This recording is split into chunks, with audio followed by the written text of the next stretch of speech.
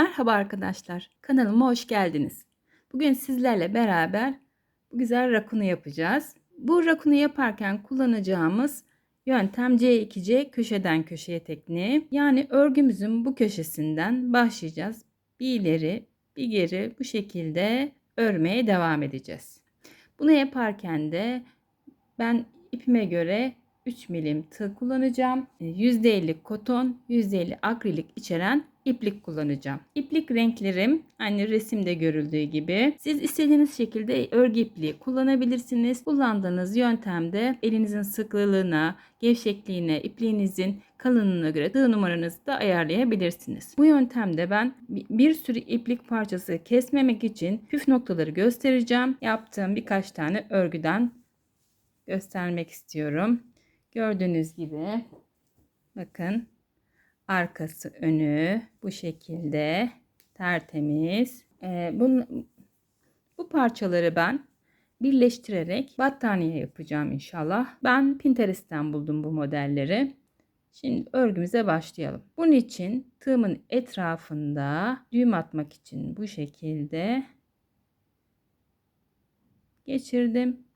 Bu başlangıç düğümü. Bunun üzerine toplam 6 tane zincir çekmek istiyorum. 1 2 3 4 5 6.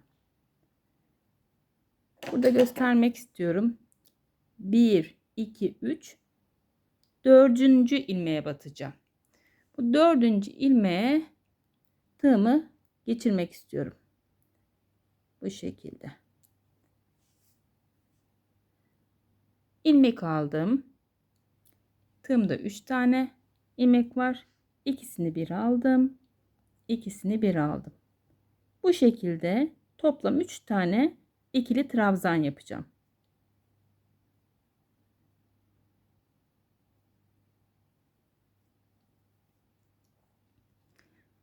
Birinci sırayı yapmış olduk. Toplam 6 tane zincir çekiyorum yine.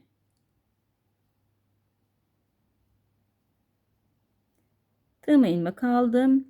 Yine dördüncü zincire batıyorum.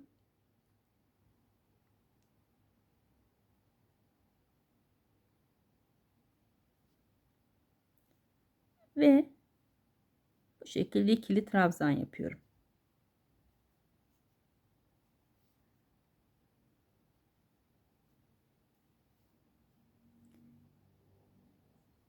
Burayı dönerken kullandığımız bu üçlü zincir grubunun tam ortasına batıp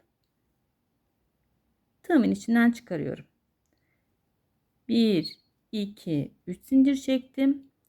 Buradaki boşluğa 3 tane trabzan yapıyorum. 1 ikinci trabzan ve üçüncü trabzan. İkisini bir çekiyorum. Köşemizin ikincisini oluşturduk.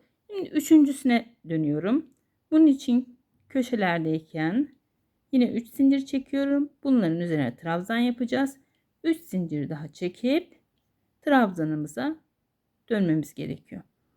Dördüncü zincire battım. Tığımın içinden çıkarttım. 1 2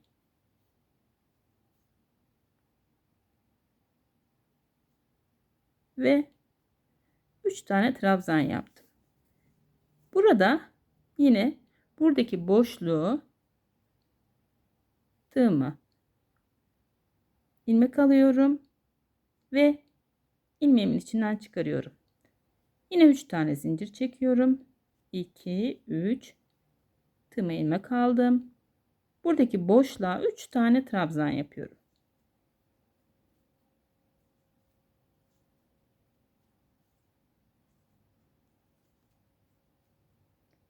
Dönmek için kullandığımız bu 3 zincirden oluşan boşluğa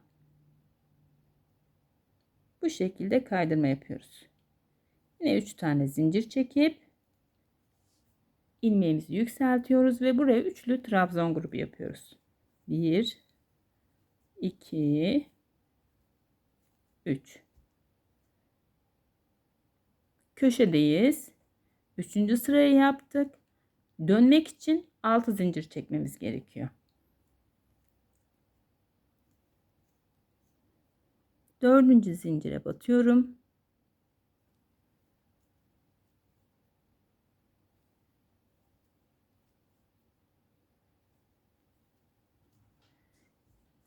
Çevirdim.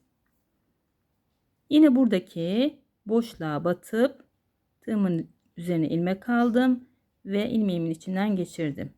1 2 3 zincir çektim ve bu boşluğa 1 2 3 tane trabzan yaptım. Şimdi de bu boşluğa batıyorum. Tığımın içinden geçiriyorum. 1 2 3. Yine bu boşluğa 3 tane trabzan yapıyorum. Boşluğa battım. İlmeğimi içinden çıkardım. 1 2 3 zincir çektim. Yine oluşan boşluğa 3 tane trabzan yapıyorum. Köşelerde 6 zincir çekiyorum. 3 4 5 6. Dördüncü zincire ilmeğimi batıyorum. 1 2 3. Çeviriyorum. Hemen bu zincir grubunun ortasına batıp tığımın içinden çıkarıyorum. Yine 3 tane zincir. 1 2 3. Yine buraya batıyorum. Tığımın içinden çıkardım.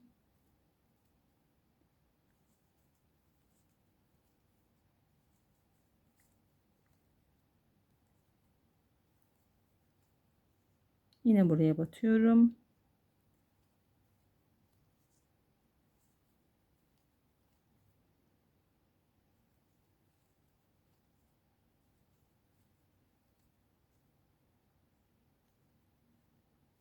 Artırmalarımız devam ettiği sürece bu şekilde köşelerde 6 tane zincir çekeceğiz arkadaşlar.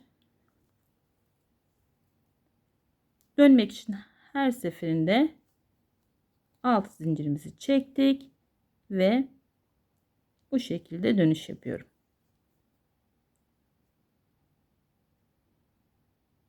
2 3. Çevirdim. Her seferinde bu boşluğa tığımın içinden geçiriyorum ve 3 zincir çekerek devam ediyorum. Örneğinizin başlangıcı ne kadarsa o şekilde arttırmaya devam edeceğim. Ben şimdi 2 sıra daha örüp geliyorum. Evet arkadaşlar, örneğimizin 8. sırasına geldik. Burada bu başlangıç ipimiz bize yol gösterecek. Bu her zaman önde ve sol köşede olmalı. 8. sırada 2 tane pembe görüyoruz. Bu 2 pembeyi ördükten sonra sıra bu gride. 2 pembe, bir gri, bir siyah, bir gri, bir siyah. Yine 2 pembe ile örneğimizi bitiriyoruz. Ben 2 tane pembemi ördüm. Sıra gri iplik eklemede. Hemen gri ipliğimi alıyorum. Bunu kenara çekeyim. Odağımızı değiştiriyor. Gri ipimi arkaya getirdim. Hemen tığımın içinden geçiriyorum. 1 2 3 zincir çeviriyorum. Burada bir düğüm atacağım. 1 2 2 kere bağlamam yeterli. Bu pembe ipimizi burada bırakıyoruz. Bu bağladığımız gri ipi de dahil ederek burada bir üçlü trabzan grubu yapıyoruz. 1 2 3. Bunu da buraya bağlıyorum. Gri ipimizi ördük. Şimdi sıra siyah ipimizde. Siyah ipimizi de bağlayalım.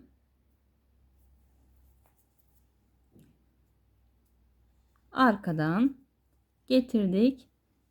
1, 2, 3 zincir çektik. Gri ipimi sıkılaştırıyorum.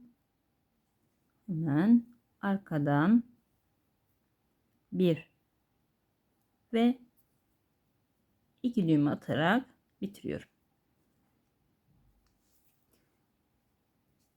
Burada gri ipimi arkada bıraktım. Siyah ipimle devam ediyorum. Siyah ipimi de bu şekilde örüyorum. Ortada kalıyor.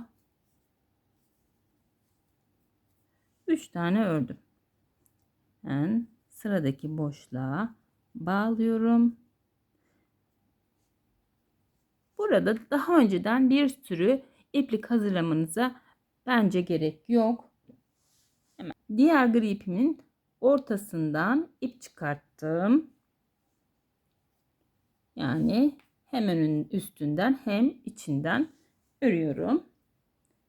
Böylece bir sürü ip yumağı yapmama gerek yok arkadaşlar. Hemen onu da aldım. Bunu da arkadan bağladım. 1, 2, 3. Bunu da buraya düğüm yapıyorum.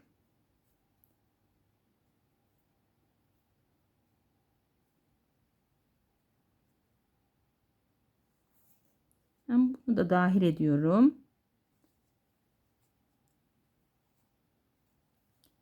3 tane gri ördüm. Bağlıyorum.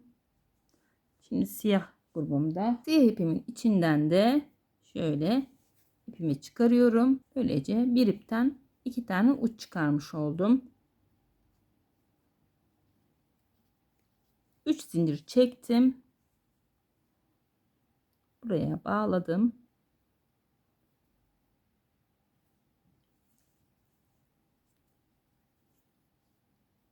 Siyahımı dahil ederek örüyorum.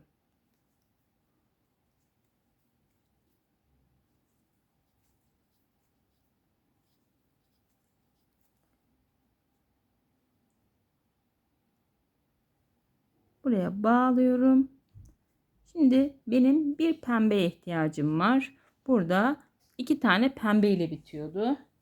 Yine pembe ipimin ortasından da ip çektim. Bunu da buraya bağlayacağım. 1, 2, 3. Hemen çevirip burayı sıkıştırıyorum.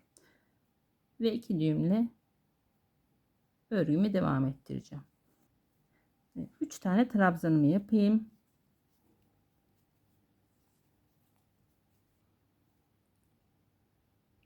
Boşluğuma 3 tane trabzan yapıyorum.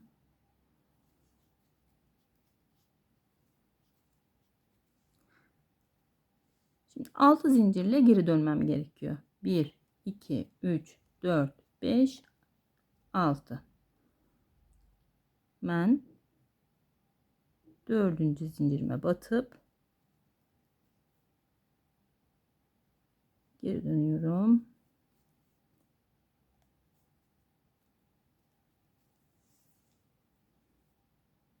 Buraya ipimi bağladım. Şablonumuzu alalım. Biz şimdi şablona göre bu ipimizi sol köşeye koyuyoruz ve bu aşağıdayız. Şablonda bu aşağıdayız ve bu birinci sırayı yaptık. Şimdi ne yapacağız? Bu ikinci sırayı yapmak için 2 tane pembe yapmamız gerekiyor. 2 pembe, 2 siyah, bir gri, bir siyah, bir gri, bir siyah yapacağız ve pembe ile bitireceğiz. Daha sonra yukarıdan aşağı tekrar ineceğiz. 2 tane pembemizi örelim. 1, 2, 3. Buraya 3 tane dolduruyoruz.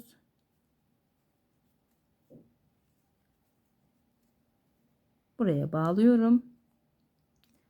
Örnekte 2 tane siyah yapmam gerekiyor. Pembe ipi arkaya alıyorum. Şimdi siyah ipimi aldım. Bunu buraya sıkıştırdım. Gördüğünüz gibi iyice sıkıştırdım.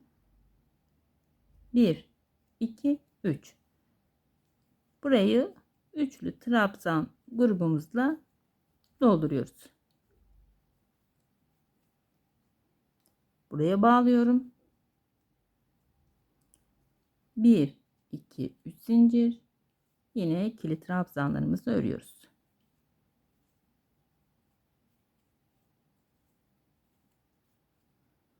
Örneğe göre gri yapmam gerekiyor. Peki gri ipim burada.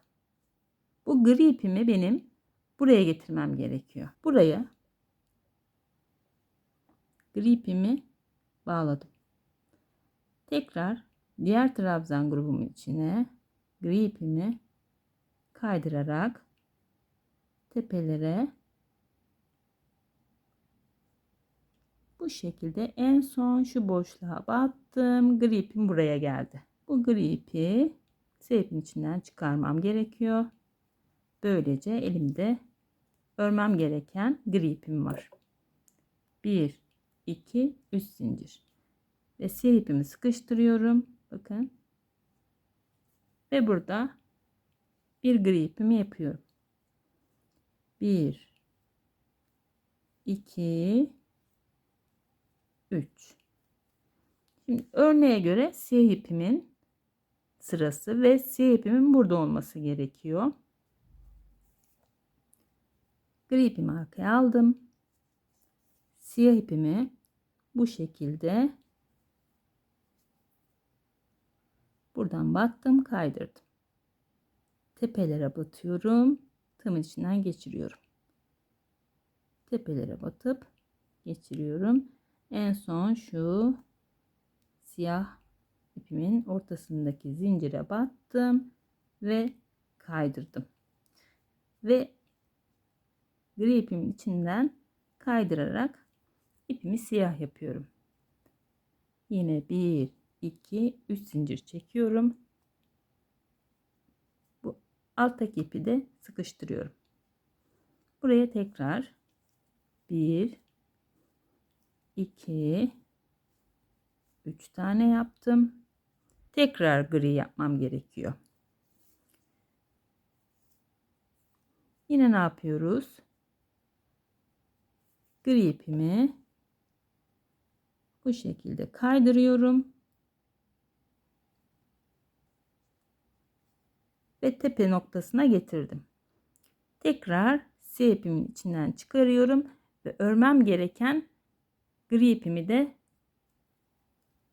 başlatmış olduğum siyah ipimi tekrar böyle sıkıştırayım. Bakın burada bunu pembe ipi de burada eklemem gerekiyor. Bir tane. Pembe ipimi kaydırayım o zaman. Şöyle 1 2 buraya kadar kaydırdım. Burada siyah ip eklemem lazım. Pembe ip aldım buraya ama yeni bağlayacağım siyah ipimi de getiriyorum. İkisinin içinden geçirdim. 3 tane zincir çekiyorum. Ben bunu bir ipe bağlayacağım. 1 2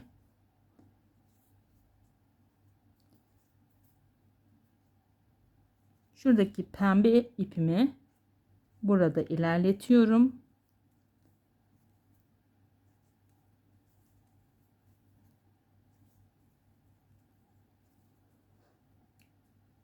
Yani arkadaşlar şimdi bu pembe ipi buraya ilerlettim. Bunu buradan kaydırınca pembe ip belli olmuyor ama farklı bir renk olsaydı belli olacaktı. Bu şekilde ben bu pembe ipi kaydırıyorum. Böylece tekrar bir pembe eklememe gerek kalmıyor.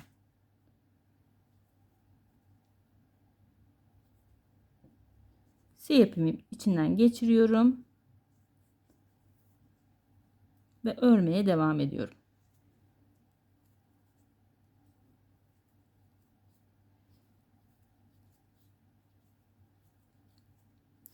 Bir, iki, üç, dört, beş, altı. Dönüyorum.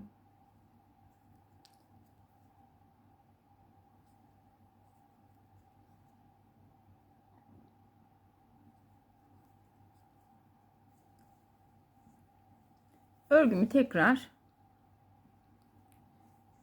şu şekilde koyayım. Her koyduğumda bu ön arkadaşlar, hani şu şekilde koymuyorum. Burası ters. Bu şekilde koyuyorum. Yine örneğimiz demek ki tepe noktasında. Üçüncü örnek sıramızdayız. Örneğimizde bir siyahımız var. Siyahımız var. Siyahın üzerinde bu var. Demek ki pembe, siyah, gri, siyah, gri, 3 siyah, 2 pembe olarak devam edeceğiz. Yukarıdan aşağı örüyoruz örneğimizi. Bir pembemizi ördük. İçinden geçiriyoruz. Sıradaki siyah. Pembeyi arkaya aldım. Siyahı içinden geçiriyorum. 1, 2, 3. Hemen üçlü trabzan grubumu yapıyorum.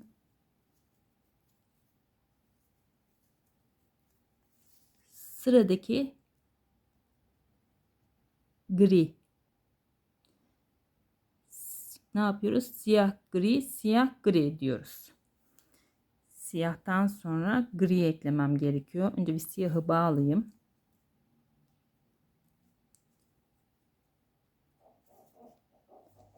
Griyi ekliyorum.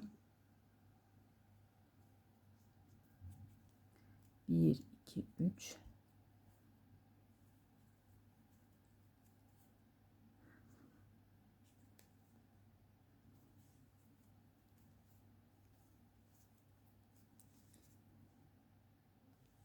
Griyi buraya bağlıyorum.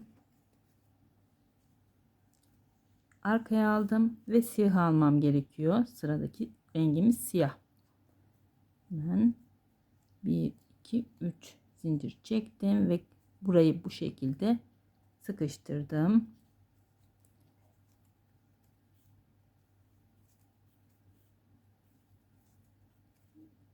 Ve siyaha bağlıyorum. Sıradaki rengimiz siyah gri, siyah griydi. Siyah gri, siyah. Şimdi grideyiz. Hemen gri ipimizi aldık. 1, 2, 3. Burayı da sıkıştırdık. Hemen devam ediyorum örgüme.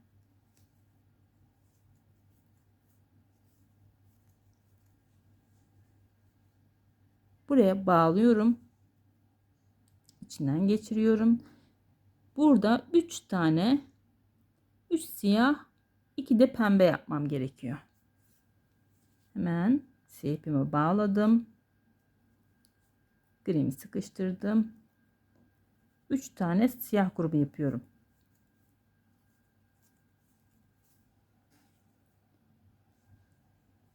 Bu birinci siyahı yaparken ipim bitti arkadaşlar. Tekrar bu kestiğim ipi bir başka ip bağladım. Hemen arkadan düğüm yapıyorum.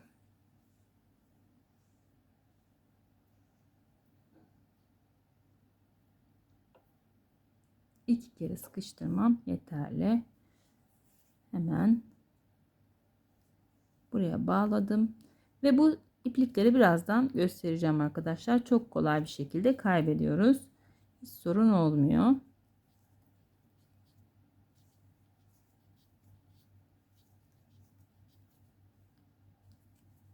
Üçüncü siyahımı yapıyorum.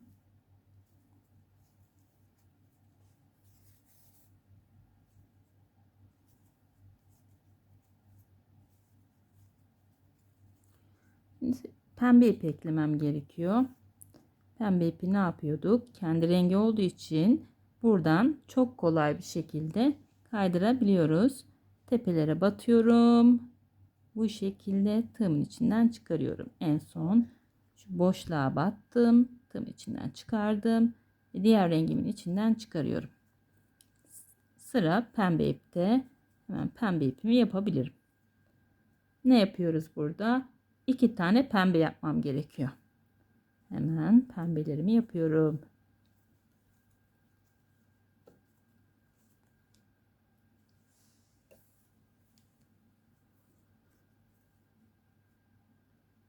Buraya bağlıyorum.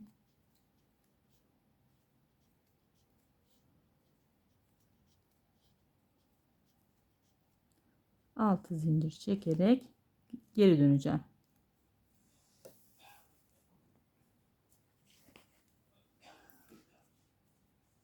Şimdi örneğimizi yine bu şekilde koyalım. Ne yapıyoruz? Bu üçlü siyah grubunu yaptık. Şimdi burada 2 pembemizi ördük. Buraya geldik. Bir pembe, bir siyah, 2 gri olarak devam edeceğiz.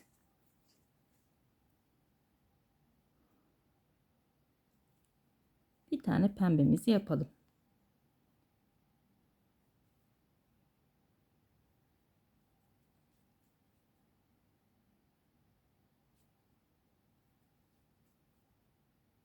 Buraya bağladım. Pembeden sonra bir tane siyah yapmam gerekiyor. Şimdi bu ipimiz, siyahımız burada. İstersek buraya bir tane yeniden bir ip ekleyebiliriz. İstersek de bunu bu şekilde buradan şöyle göstereyim. Onu da göstereyim size. Şöyle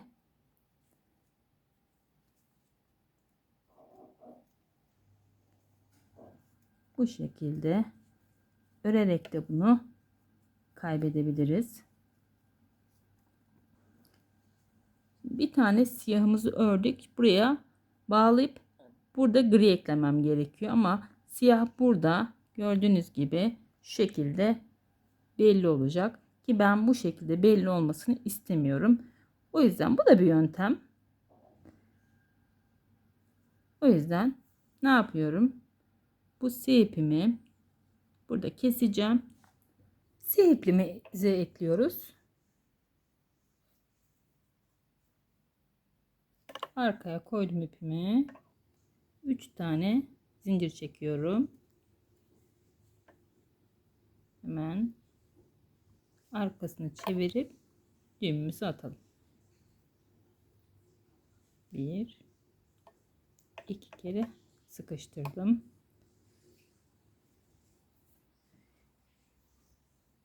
Bir tane siyah yapmam gerekiyor. Pembe ipimi kenara aldım. Şu parçamı aldım içine. Dahil ederek 3 tane trabzan yapacağım.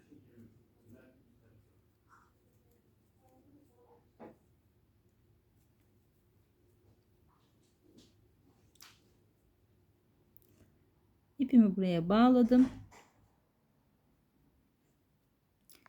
Burada 2 tane gri yapmam gerekiyor. Yakında gri ipim yok.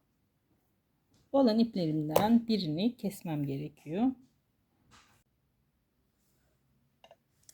Burada gri ipimizi ekliyoruz. Hemen 1 2 3 zincir çekiyorum. Arkayı çevirdim. Bu siyah ipimize hemen düğüm atalım.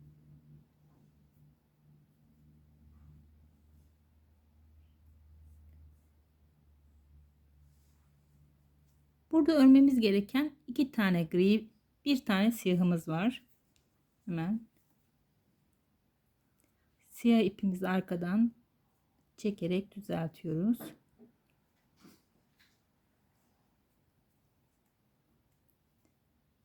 Griyi de örgümüze dahil ediyoruz.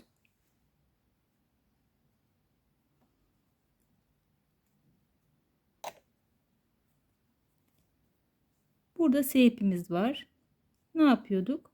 Siyah ipimizi burada 2 tane gri örmemiz gerekiyor. Siyah ipi de ilerletmek istiyorum. Bunun için bu şekilde kaydırma yapıyoruz.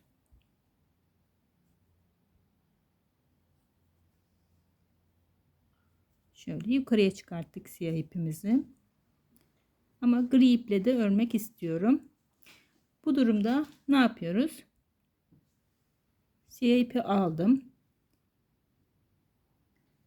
Gri ipin içinden çıkarıyorum. Böylece ipim hala gri olarak devam ediyor. 3 zincir çekiyorum. Tekrar 3 tane trabzan yapıyorum. Bunu yaparken de siyah ipi de ördüm. Gri ile işimiz bitti. Tekrar siyah yapmam gerekiyor. Siyah gri, siyah gri şeklinde devam ediyor. İpimiz burada. Tekrar onu yükseltiyorum. Bu şekilde.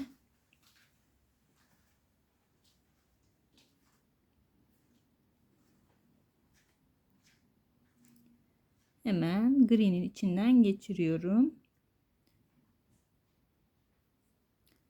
Bu şekilde. Hemen gri ipimizi de sıkıştırıyoruz tabi. 3 zincir çektim. Tekrar siyah yapıyorum.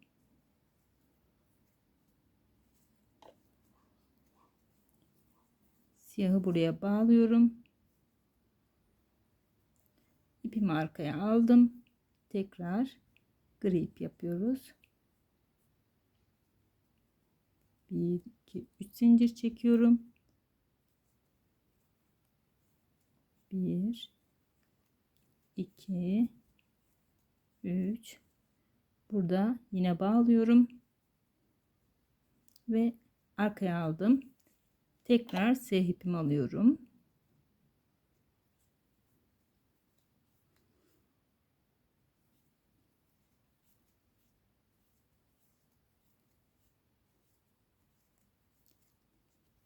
Tekrar siyah ipimi bağladım. Arkaya alıyorum ve gripte sıra.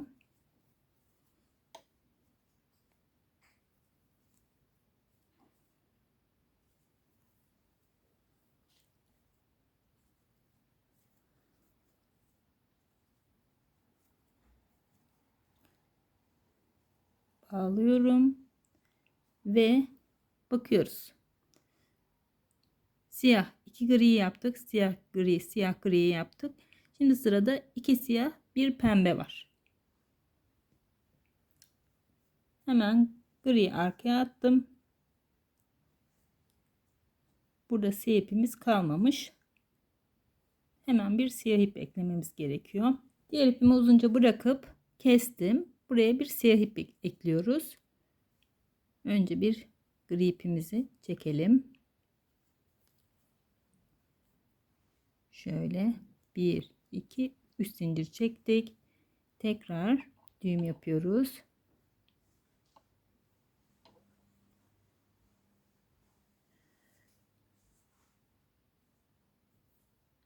Burada 2 tane siyah örmemiz gerekiyor. Hemen örelim.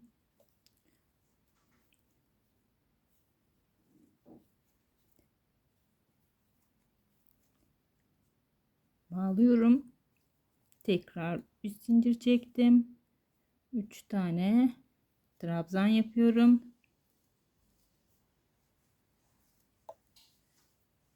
Sıradaki ipimiz pembe olması gerekiyor. Pembe ipimiz burada. Kendi renginin içinden kaydırarak yukarı çıkarıyorum.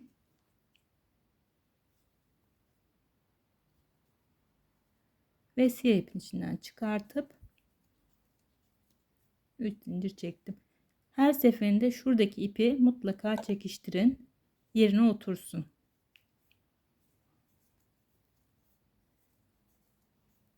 Dönüş için 6 zincir çekiyorum. Hemen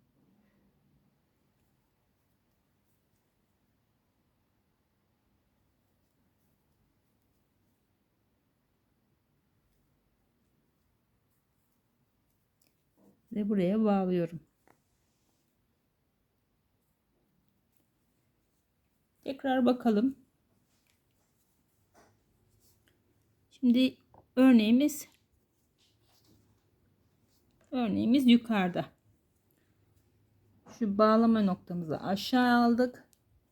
Örneğimiz yukarıda ve yapmamız gereken 3. siyahı yaptık. Demek ki 4. siyahtayız.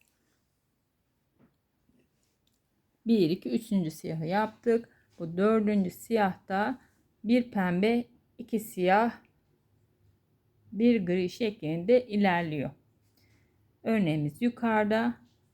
Örmeye devam edelim.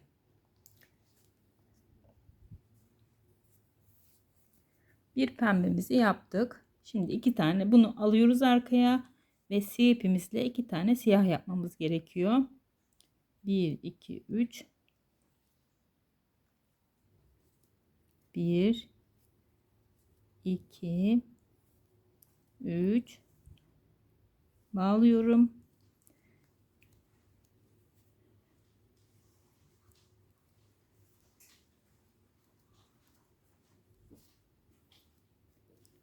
Bunu da buraya bağlıyorum.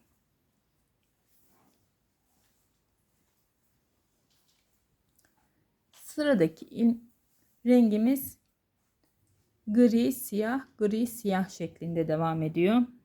Siyah ipi arkaya aldım. Gri ekledim.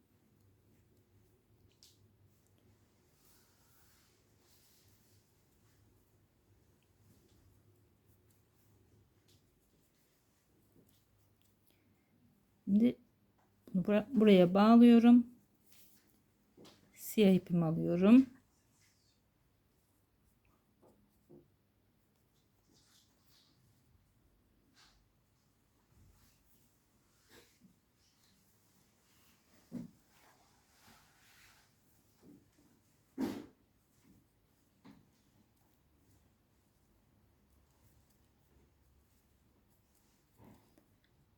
Siyah ipi bağladım. Buraya gri ipimizi ekliyoruz.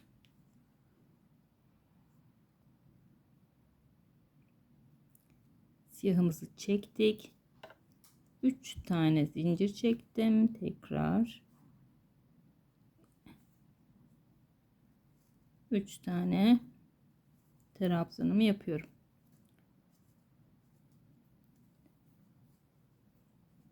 Buraya bağladım. Arkaya aldım. Şimdi siyah ipimi alıyorum.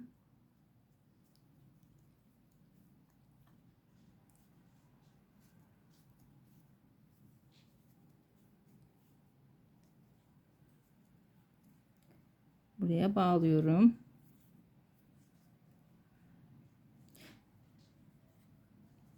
Şimdi ne yaptık?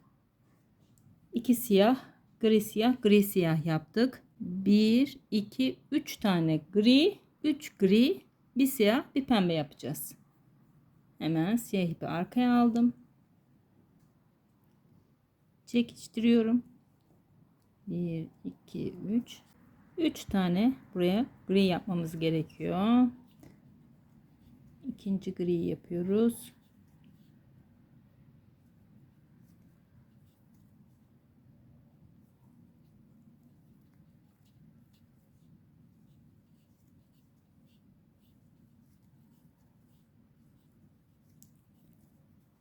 Buraya bağlayacağım. Bağlamadan önce bakın bu ipi şu şekilde çıkarırsam eğer, yani hep beraber bağlarsam,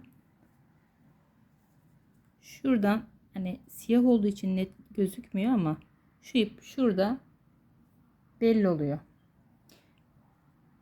O yüzden bu yöntemi kullanmanızı tavsiye edebilirim.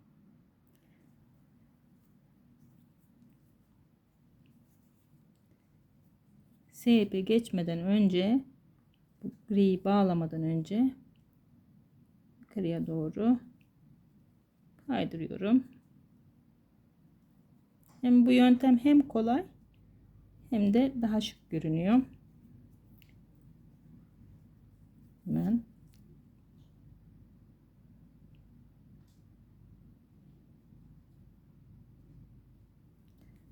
Gri ipimin içinden çıkardım. Bunu arkaya aldım.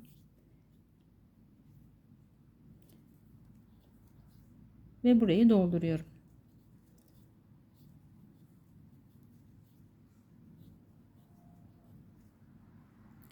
Pembe ipim burada. Siyahı bağlamadan önce pembeyi yukarı alıyorum.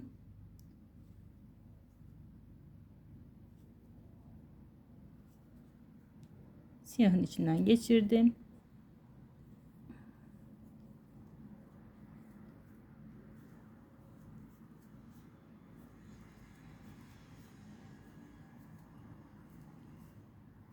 Bir, iki, üç, dört, beş, 6. Hemen buraya bir üçlü grubumu yapıyorum.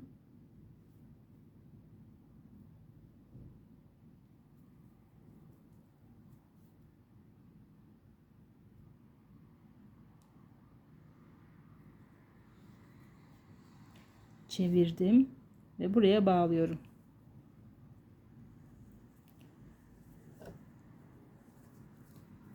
Şimdi arkadaşlar, bu şekilde eklemeler devam edecek tabi.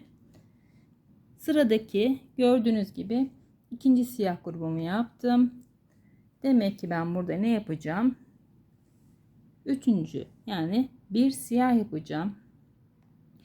1 2 3 4 gri, 1 pembe, 1 siyah, 1 gri, 2 siyah, 2 pembe şeklinde bu devam ediyor. Anlaşıldığını umuyorum. Ben bu köşelere gelene kadar örmek istiyorum. Ondan sonra kesmelerde tekrar renk eklemelerle kesmeleri yapmaya devam edeceğiz. Burada şunu göstermek istiyorum ben size. Bu iplikleri nasıl yok edeceğiz? Bakın, bir numara küçük tığ aldım. Aynı tığla da yapabilirsiniz. Küçükle daha rahat oluyor. İsterseniz iğneyle de yapabilirsiniz. Bu şekilde ipimizi buralardan geçiriyoruz. Bakın.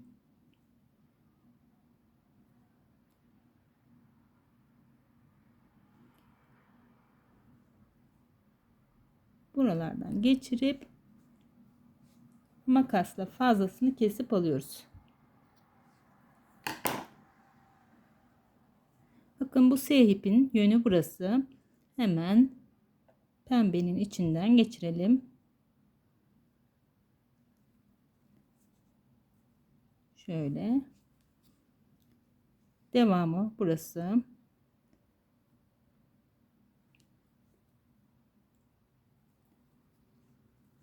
Tığla yapmak bana gayet kolay geliyor. Şöyle.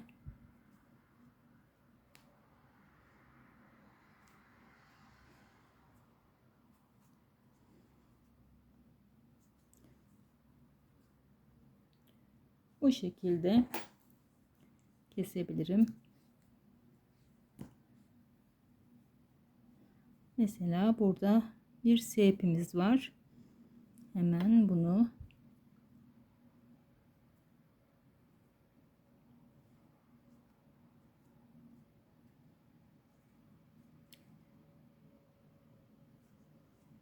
şöyle yapıp geçiriyorum. Devamında da buradan geçireceğim.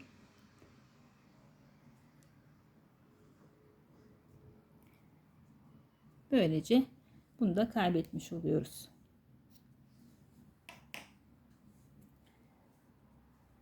Bakın, burada bir siyahımız var.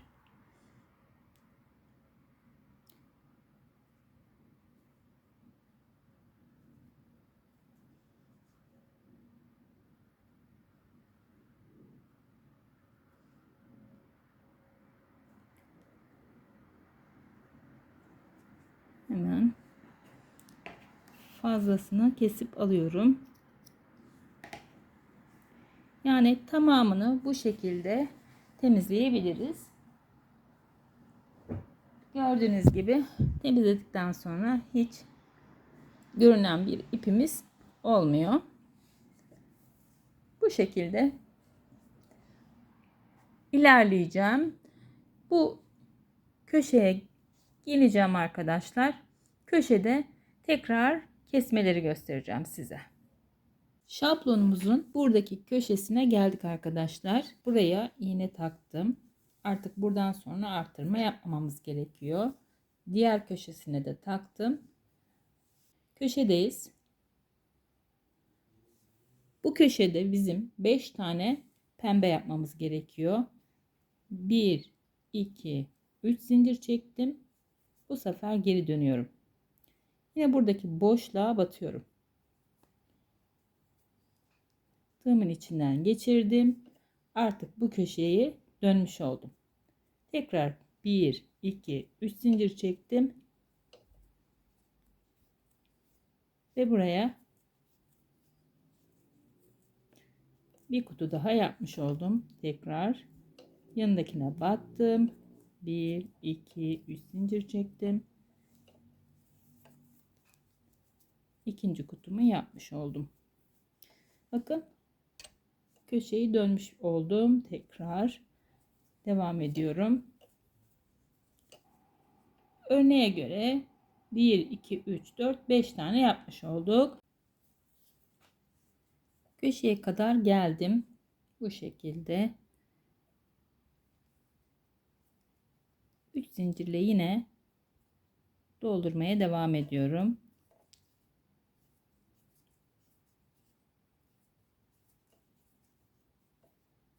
Artırsaydık buraya bağladıktan sonra örmeye devam edecektim. Burayı da dolduracaktım. Ama artık buradan sonra devam etmemem gerekiyor. Burası benim duracağım yer. Hemen 3 zincir çekip geri dönüyorum. Köşem oluştu. Burada yine 3 zincir çekip burayı dolduruyorum.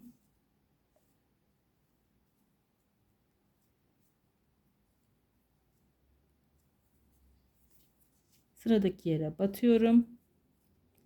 3 zincir çekip yine doldurmaya devam ediyorum.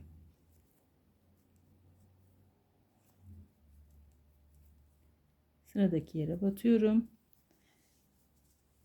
Gördüğünüz gibi burada köşem oluştu. Devam edeceğim. Diğer köşede görüşelim.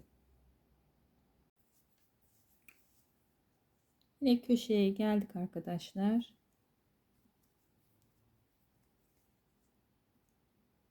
Dolduruyorum. 2, 3. Buradan yine bağlıyorum kaydırmayla. 3 zincir çekiyorum ve geri dönüyorum.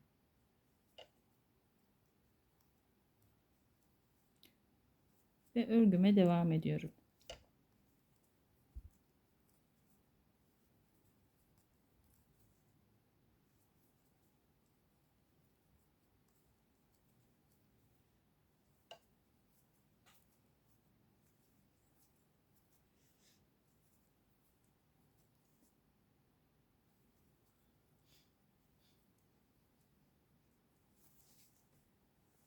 Gördüğünüz gibi azalta azalta diğer köşeye kadar geleceğiz. Bundan sonra örgümüz bu şekilde ilerleyecek. Bu köşeyi bu şekilde yaptık. Diğer köşeyi de bu şekilde dönüyoruz. Ve örgümüzü bitireceğiz. Bitince tekrar görüşürüz. Evet, ben bitirdim arkadaşlar. Son hali bu şekilde. Umarım faydalı olmuştur. Hoşça kalın.